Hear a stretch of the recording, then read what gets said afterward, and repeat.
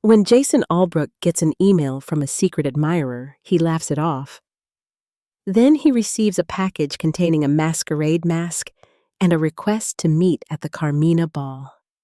Dedicated to the family business, Jason has been working 12-hour days without any thought to his own wants or needs. Maybe he should meet this masked seductress. After all, how could anyone dare resist such an enticing offer? February 19th, to Jason. Albrook at Albrook Architecture. Come from your secret admirer at imail.com. Subject: something missing from your life. Dear Jason, I know something is missing from your life. As someone who cares about you, I'm concerned. So I've taken it upon myself to help you out.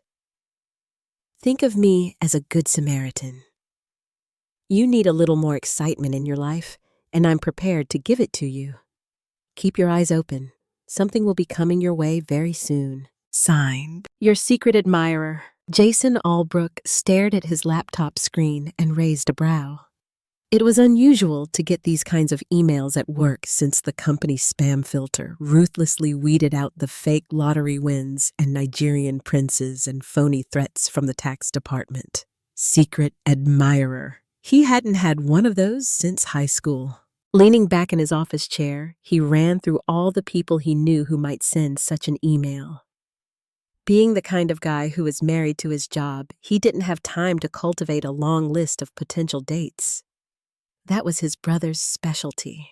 Jason, on the other hand, was managing director of his family's architecture firm and was being groomed for the CEO position. He loved his job, loved the company he ran with the people he cared about, loved having one of the most successful businesses in all of Australia. He had a small but tight-knit group of friends and a townhouse he'd turned into his own personal sanctuary. Life was good. Bloody good, which meant he wasn't missing anything. He promptly deleted the email and resolved to forget all about it.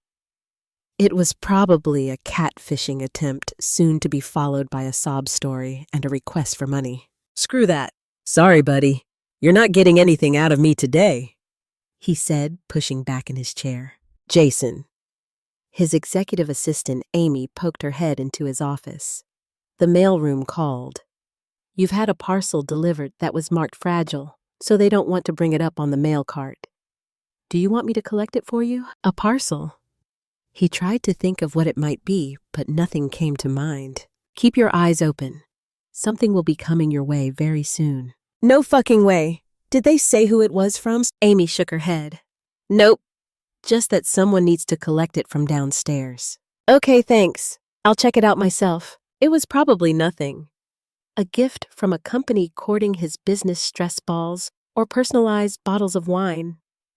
Maybe something he'd ordered online that he'd forgotten about. It wouldn't be the first time. He walked through the office trying to keep his focus on everything he needed to get done by the end of the day. But his mind whirred intuition prickling beneath his skin. You're getting all worked up for nothing. The second the elevator hit the floor where the Albrook mailroom was located, Jason strode into the corridor.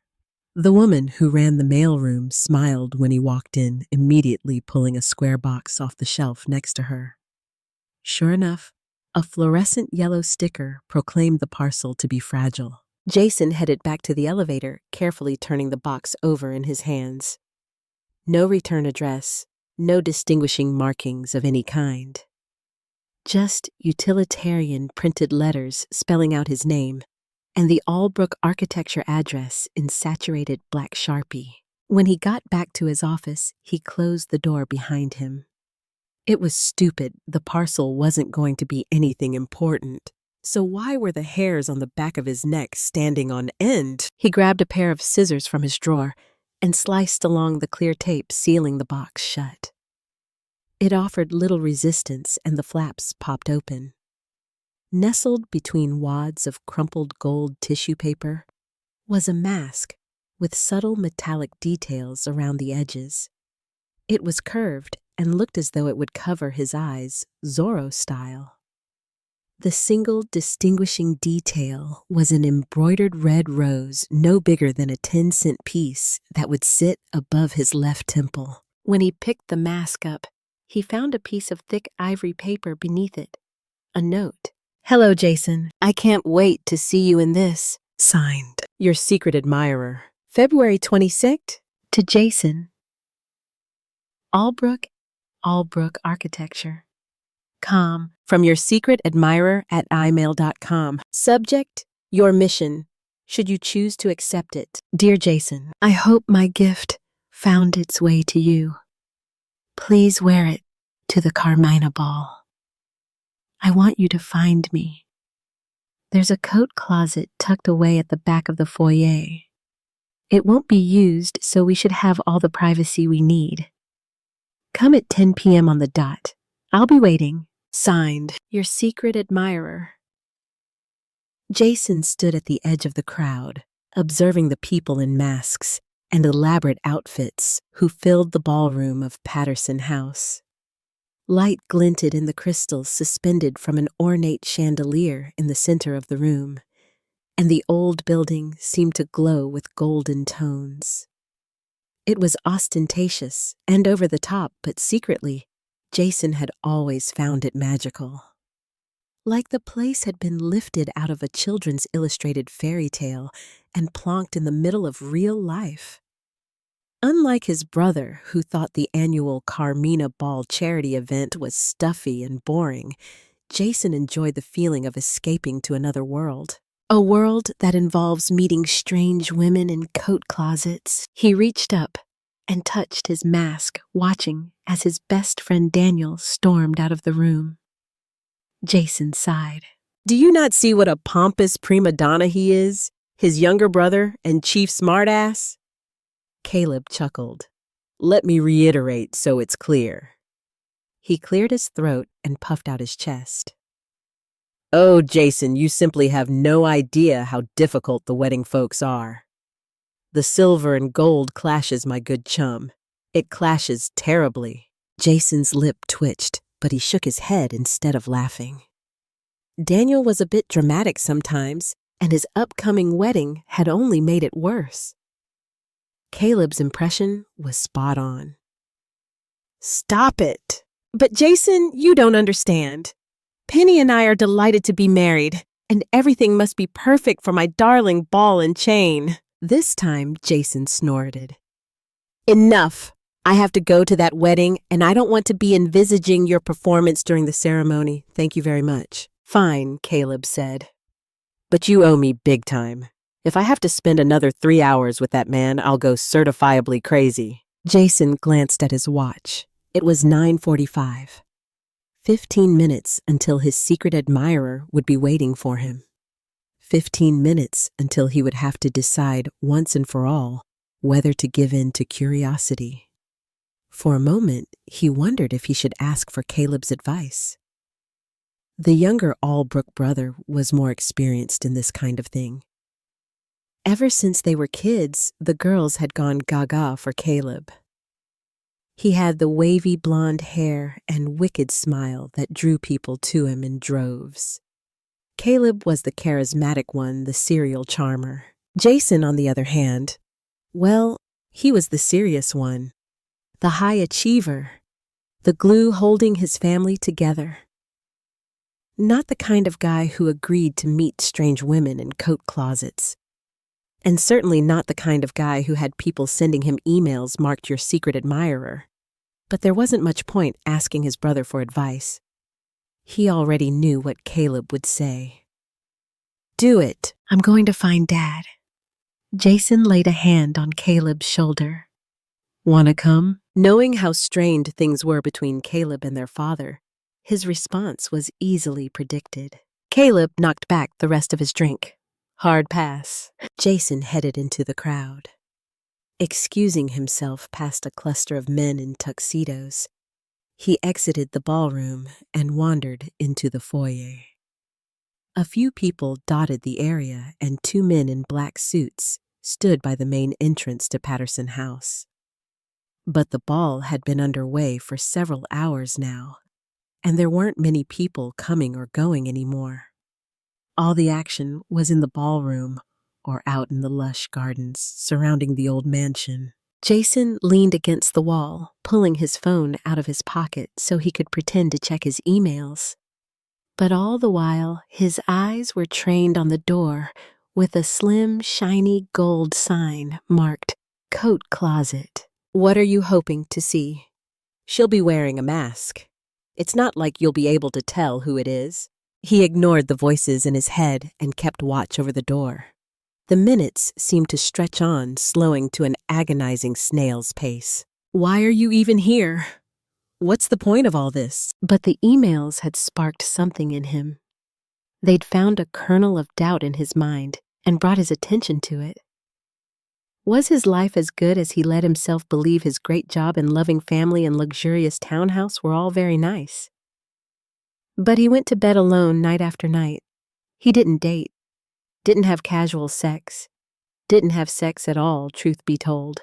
It had been so long since he'd felt the lush curves of a woman under his palms. So long since he'd lost himself in a night of sweaty, frenzied passion, in something hedonistic and primal. He'd been too busy helping to lead the family company, working 12-hour days, and trying to stop his father and brother from tearing each other apart. And all that time duty and loyalty and work ethic had strangled his personal life until it ceased to exist. Maybe it was time to indulge in a fantasy. Maybe it was time to put himself first for once. He'd fucking earned it. His eyes were locked on the door. No one had come or gone from the foyer, and the security guards chatted among themselves. Tick-tock, 9:59. If his secret admirer was going to show, then she would have to appear any second. What if it was all a hoax? A trick being played on him? Jason reached out to his mask and rubbed his finger over the embroidered flower at his temple. Before his surprise delivery, he already had a mask for tonight, the same one he wore to this ball, year after year after year. Plain black, simple, boring. Just like you. Tick-tock, 10 p.m. He swallowed. Nobody had gone into the room. The security guards glanced in his direction.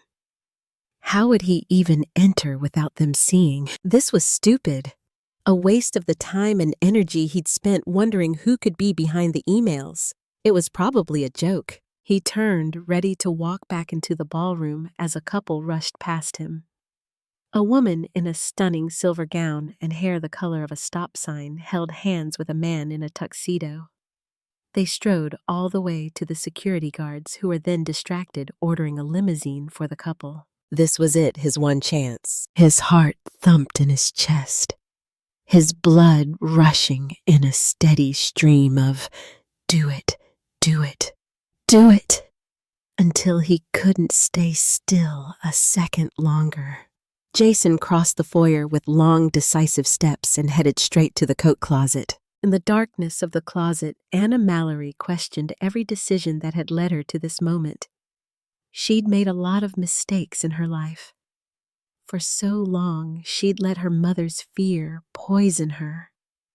Don't run too fast. Don't aim too high. Don't get too close to the edge. Damn it! She wanted to get close to the edge. She wanted the thrill of doing something wild and unpredictable, the heart-pounding adrenaline that went hand in hand with actions that weren't overthought and overanalyzed. She wanted risk and reward. In the quiet, her heartbeat sounded like the drums of a marching band. She smoothed her hands down the front of her ball gown, a simple black affair with a voluminous skirt made of layers of frothy tulle and a separate corset-style top. Her red mask hugged her face, protecting her. What she wanted most of all, however, was her best friend, Jason Albrook. The guy she'd stupidly turned down a year ago. A guy who'd kissed her hard and furious, stirring all the fears she hadn't quite shaken. The moment she'd pushed him away, regret and hurt flashing in his eyes, she knew she'd made the biggest mistake of her life. She wanted him. But ever since then, he'd remained at a distance, never touching her, except for the accidental brush of an arm or the very occasional peck on the cheek at get-togethers. They were still best friends. Only now there was a barrier between them. He respected her, respected that she hadn't wanted to ruin the friendship, and so he'd stayed away. In the last 6 months, she'd barely seen him at all, and it had left her life gaping and void of something important. She needed him in her life, needed him in her arms. He was the one guy who understood her, who didn't try to change her. He'd never claimed she was boring like her ex had, or said she was too conservative like her girlfriends had, or advised her to always take the safe route because life was nothing but misery and danger like her mother had. He accepted her. But how could she broach the subject of their failed kiss? In a moment of Chardonnay-induced genius, she'd come up with this mad plan. She'd sent the emails, sent the mask, and sent every hope in her heart out into the universe. She was going to seduce him. The secret admirer trick was risky. He might not show up. Even if he did, what did she think was going to happen? That she would throw herself at him, make wild and crazy love with him in a closet, and then whip off her mask and say, "It's me." Would that lead to the happy ever after she so desperately wanted? Probably not. Her stomach churned excitement, dissolving into fear as the seconds ticked by. It had to be past 10 now, and it felt as though she'd been in this closet forever. What if he didn't come? The relentless clamoring in her head made the same rushing sound as a seashell pressed to an ear. "Stay calm," she whispered to herself. "He's coming for you.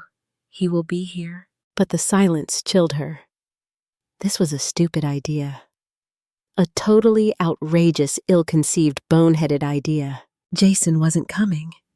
She'd killed that fantasy the second she'd shoved him away like a scared little rabbit frightened of her own shadow. If only she'd womaned up earlier. But then she heard something. A little sound like the soft thump of footsteps outside the door. Her breath hitched. There was a squeak, then a shard of light as the door was pushed open. It grew and grew until it silhouetted a man in front of her. Broad shoulders, impressive height, the sharp cut of an expensive tuxedo. "Hello," he said into the darkness. A flicking sound shot through the quiet. The light switch. Earlier, Anna had climbed onto a stepladder she'd found sitting against the wall and removed the bulb as a precaution, both to preserve her identity and in case anyone got the idea to interrupt her plan by stumbling across them. "Hello," she replied in a whisper. This was the part of her plan she'd been most concerned about concealing her voice. Jason would recognize her in an instant if she spoke normally, so she had to lower her voice to an almost whisper. It distorted the sound, gave it a sexy, gravelly quality that erased her identity. Or rather, helped her pretend she was totally comfortable luring a man into an unused closet.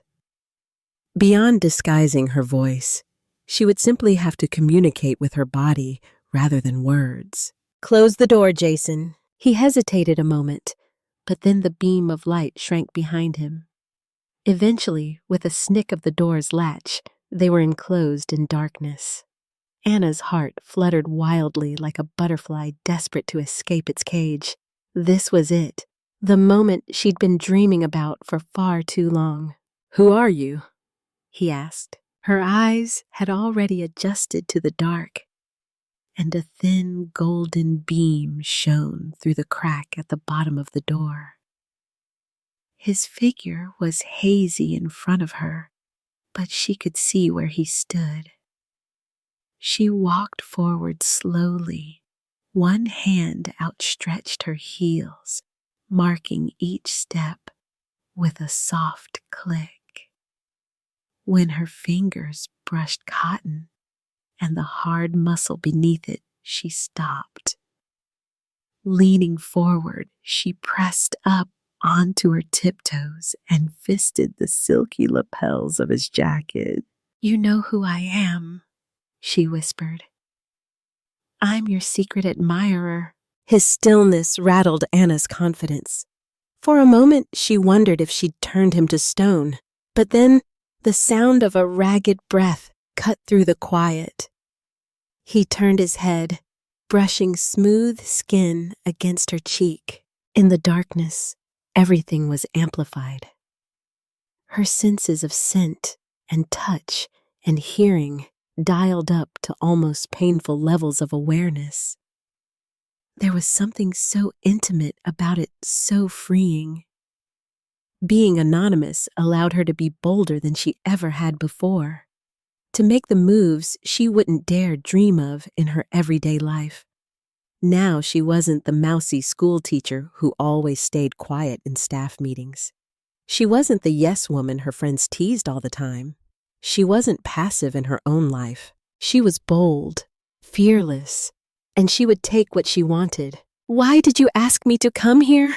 His warm breath caressed her cheek, and she tightened her grip on his jacket. "I think you know why," she whispered. Biting down on her lip, she released his lapels and flattened her palms to his chest. His shirt was soft and silky beneath her fingertips. Expensive, high quality, like everything else in his life. So why had he wanted her? The daughter of a woman who couldn't even leave her own home, and a father who'd hated his family so much he left and never looked back. Jason could have anyone, and yet he'd kissed her. Anna smoothed her hands down his body over the flat plane of his stomach honed from his daily runs, and along his buttoned waistcoat to just above where she wanted to touch him most. He sucked in a breath, and the sound flittered through her like an electric butterfly. "This is what I want." "Who are you?" This time his tone was rougher. Jason never spoke like that. He was always the perfect gentleman, confident and in control, all smooth tones and clear words and complete sentences. But she'd shocked him now, upended his understanding of things. Did she dare go a step further? Make her intentions more clearly known? Other than a good Samaritan who wants to help me have a little more excitement in life, that is. "Isn't this exciting?" His short laugh sent a tremor down her spine. "It's certainly mysterious." Need wound through her like a creeping vine wrapping around her heart and lungs and sex, squeezing until the pressure was too much. She would be sated only when he pushed her against a wall and brought his lips down to hers. When he claimed her. "You have me at a disadvantage, my secret admirer." Despite his protest, his hands came to her waist and lingered there, palms perfectly cupping the curve enhanced by the boning in her outfit, his thumbs brushing up and down the sides of her stomach. "You know who I am, but I have no idea who you are." Her hands pushed back up his chest, skating over the silky lapels of his jacket to the broad expanse of his shoulders, along the sharp line of his jaw, up to where his hair curved at his ears. She drove her fingers through the thick strands and pulled him closer. "Live a little," she whispered. "No questions, no names, no consequences." "There are always consequences." His voice had devolved to a low growl like thunder warning of a storm. She tilted her face up to his, her mouth so close each word would cause her lips to brush against his jaw. Shutting her eyes to the darkness, pointless as it was, she let herself dwell in the past, remembering that night. Their one kiss. For the brief second he'd put his lips to hers, she'd been in heaven. Why had she been so stupid? Better to cross the line and suffer the consequences than spend your whole life staring at that line, she said. If only she'd believed it at the time. His hands tightened at her waist. This was it, the fork in the road. If she didn't convince him now, then she had two choices: let him walk away or reveal her identity and hope their friendship survived. When his hands moved away from her hips, the loss was like a hole blown through Anna's chest.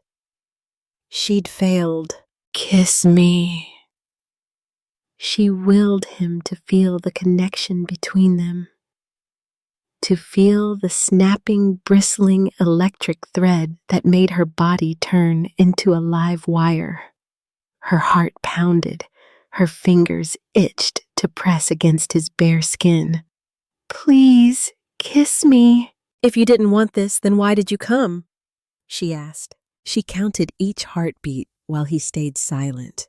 1, 2, 3. Then his breath was hot against her cheek, his hips pressing her back as a hand snaked around her waist.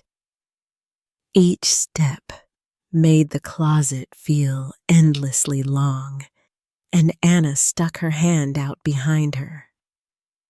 When she brushed a solid wall, she let him pin her there. I do want this, he said. What the hell are you doing? He was going to be the CEO of one of the biggest architecture firms in Australia, heir to his father's company. He was the responsible son, the rock in his family, the stability and the glue holding them all together. He was successful, smart, powerful. Yet he was in a dark closet kissing a woman like he was playing some stupid teenage game. 30 seconds in heaven. Was that what they'd called it, spin the bottle for half a minute in the cover of darkness to do whatever your heart desired? Kiss me. The whispered voice, so desperate and wanton, was like a drug. He was powerless to resist, powerless to do anything but obey that breathy command. The scent of his secret admirer wound through him roses and orange, like an old-fashioned confection, unique. His hands traveled her body, learning the curves shaped by something rigid at her waist, exploring the flare of her hips into fistfuls of frothy fabric.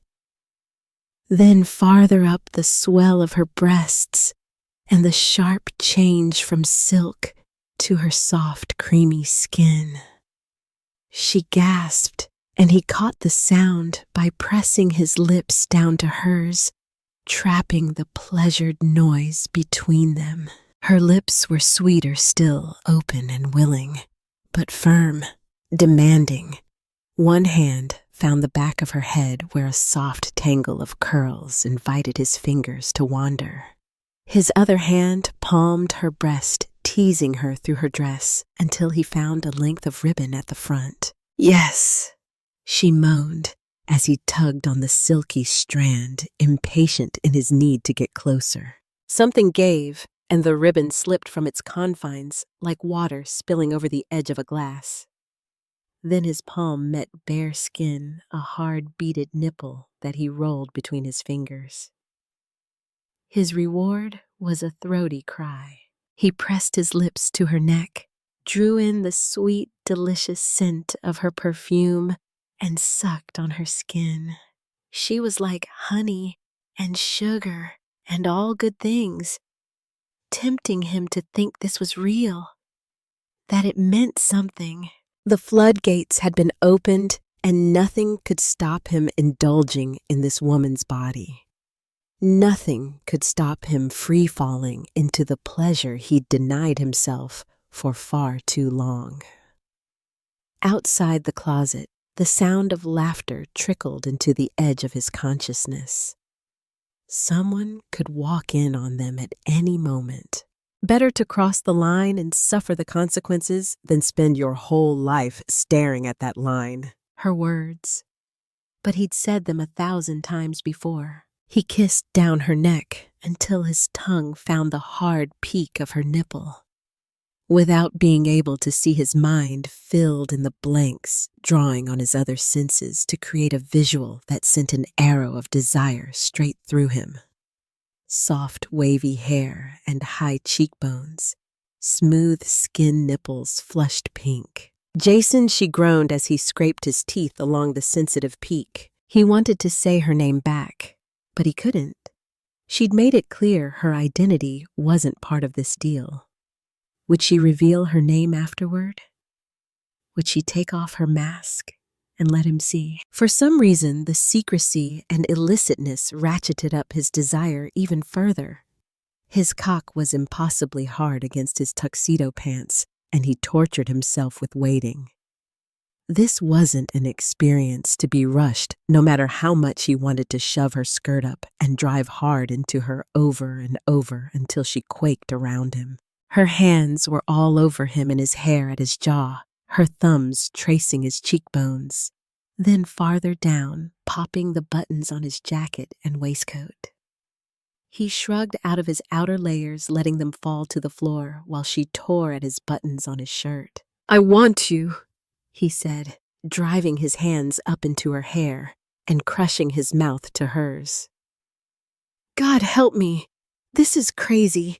But I don't think I've ever wanted anything more in my whole life." Her response was consumed by their kiss, burned up until the words were nothing but ash. Then her lips were at his ear, her whispers barely louder than a fleeting thought in his mind. And when she sank her teeth into his earlobe, he groaned loud enough that anyone walking by the closet would have to hear it. "Shh." She pressed a fingertip to his lips. Her palms slid down the front of his chest, catching on the waistband of his pants. The sound of his zipper being drawn down ricocheted in his head, echoing like a siren song as she pressed her palm to his stomach and slid it behind the elastic of his boxer briefs. "Can you stay quiet?" she whispered. "I highly doubt it." At this rate, he was going to roar the top off the old mansion, because this kind of desire couldn't be contained. "Try." She slipped down his body, her hot breath puffing against the bare skin where his shirt hung open.